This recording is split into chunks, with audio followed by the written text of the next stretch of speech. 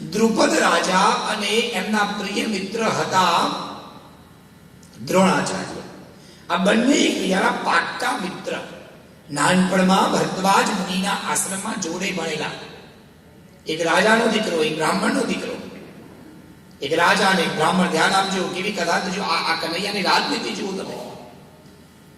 દ્રોણાચાર્ય અને દ્રુપદ બંને સાથે મોટા થયેલા, એક સાથે રહેલા.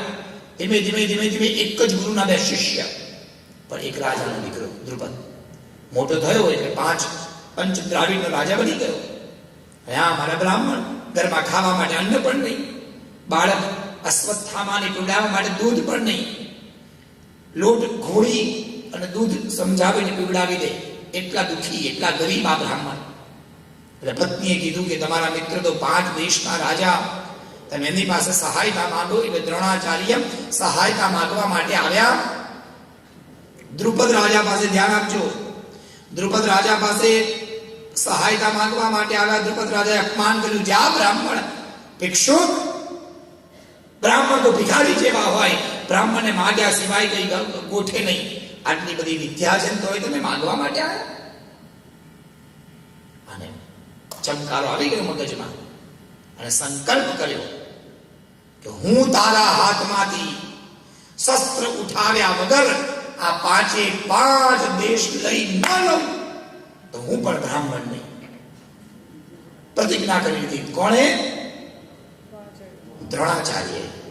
દ્રોણાચાર્ય પ્રતિજ્ઞા. શસ્ત્ર ઉઠાયા વગર તને રાજવિહીન બનાવી દઉં. અને ત્યાંથી પાછા આયા. હસ્તિનાપુરની નગરીમાંથી જતા હતા. આ બાજુ એ વખતે પાંડવ બહુ નાના છોકરા. એના ગુરુ હતા કુલગુરુ કૃપાચાર્ય. એ કૃપાચાર્ય આ પાંડવોને ભણાવે, થોડું થોડું જ્ઞાન આપે.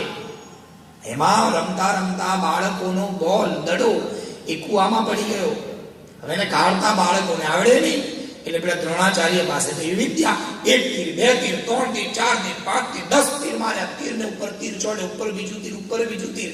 દોરી બની ગઈ અને આમ ઘડી ઘડી અને પેલો બોલ કુવામાંથી બહાર કાઢ્યો.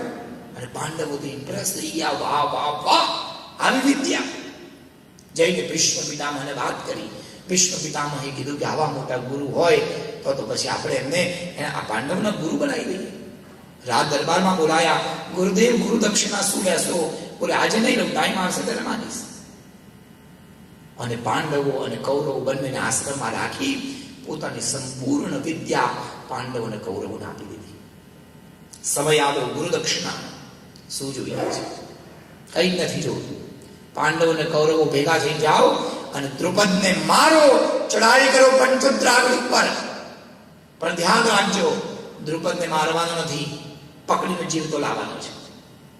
સાહેબ બ્રાહ્મણે પોતાની બ્રહ્મ વિદ્યાનું દાન કરી અને દ્રુપદને હરાવી દીધા. આ બાજુ દ્રુપદ હારી ગયા. આખું રાજ્ય જતું રહ્યું અને પગમાં પડ્યા દ્રોણાચાર્યના પગમાં પડ્યા. એટલે હવે આ તો રાજા બુદ્ધિશાળી તો હોય જ ને. ઉભા થઈ ગયા પગે લાગીને અને મિત્રને ગળે લગાડતું. તો મારો મિત્ર છે, ભૂલી ગયો? આપણે નાનપણમાં જોડે રમતા, આપણે તારા પિતાજી પાસે ભણ્યા, આપણે તો કેટલા સારા મિત્ર. મને માફ કરી દે, મારી ભૂલ થઈ ગઈ. મારું અડધું રાજ્ય હું તને આપી દઉં છું. બ્રાહ્મણ હતા કે ચલો જવા દો ને, આની જોડે ક્યાં માથાકૂટ કરવી? હશે, ચાલો મિત્ર, આપણી મૈત્રી તો રહી ને. એટલે અડધું રાજ્ય એમને દ્રુપદને આપી દીધું, અડધું પોતાના દીકરા માટે રાખ્યું. પણ રાજા કે આ તે મા બ્રાહ્મણ મારું અડધું રાજ્ય લઈ લીધું, હવે ગમે તે થાય હું એવો પુત્ર પેદા કરું એ આને મારે. બોલો જય શ્રી કૃષ્ણ. એવો પુત્ર મારે જોઈએ કે દ્રોણાચાર્યનો વધ કરે. એટલે દ્રોણાચાર્યને જ્યારે દ્રુપદ રાજાને અડધું રાજ્ય મળ્યું એટલે એમણે યજ્ઞ કર્યો અને યજ્ઞમાં આહુતિઓ આપી. આહુતિ આપતા આપતા આપતા આપતા સૌથી પહેલા ભગવાનને કીધું કે મને એવો પુત્ર આપો કે જે દ્રોણાચાર્યનો હત્યારો બને, તેનો વધ કરે. માગ્યો પુત્ર અને નીકળી યજ્ઞમાંથી પુત્રી. એનું નામ પડ્યું દ્રૌપદી.